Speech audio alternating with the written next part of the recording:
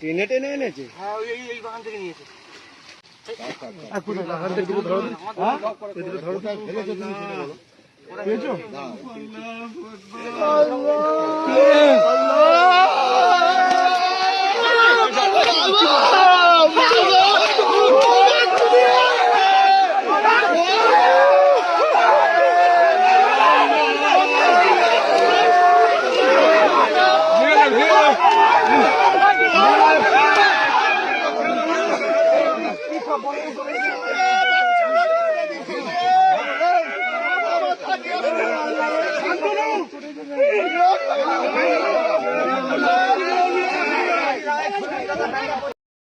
কি করে মেরেছি আমি বলছি দেখ যা খেয়েছি মশলা খেয়েছিস হয়তো বাগাজি টাকা নিস হয়তো চামড়ে রেখে টাকা নেই। ওকে খারাপ কাজ করেছি আমি খারাপ কাজ আমি করিনি। শোন এবারে বলে এবারে আমি বলছি টাকা পয়সা দিবি আনন্দ আছে আর ওরা বন্ধু আছে আমার ভাড়া আছে, আমি লাগিয়ে দিই, অন্য গাড়ি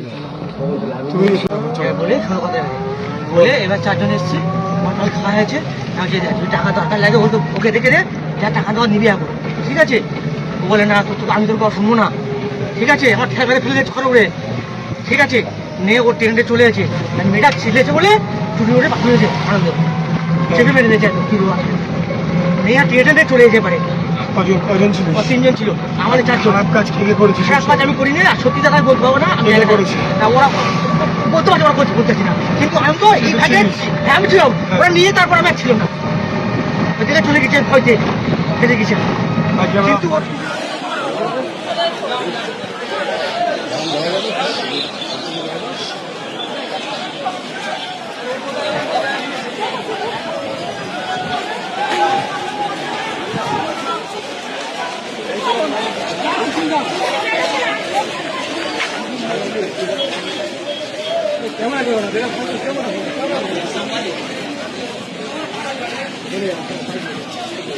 কালকেই ওনার বাবার সঙ্গে কথা বলেছি।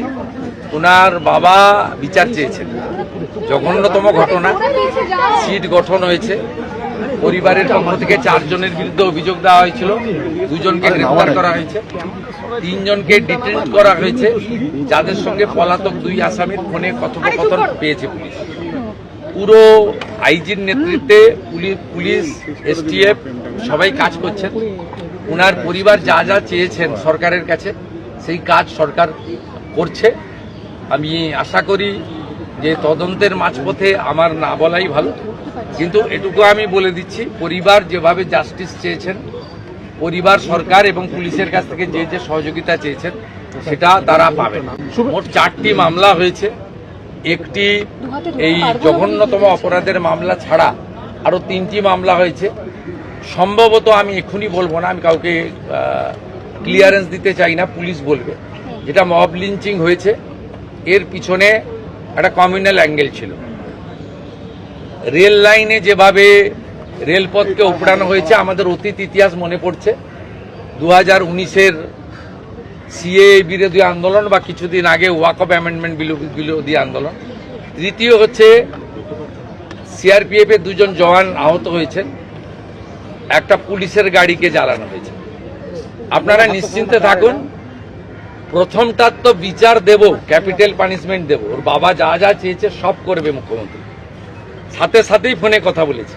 এবং আমি খুশি যে ওনারা আমার আস্থা রেখেছেন। বাকি 3টে বিষয় যারা যুক্ত, যারা অতৃপ্ত আত্মা, ভোটে হেরে যারা ঘরে ঢুকে গেছিলেন, এখনো ঢুকে আছেন, এই 3 জন মিলে এই যে 3টে কাণ্ড করেছে না, এদেরকেও কিন্তু ভুগতে হবে।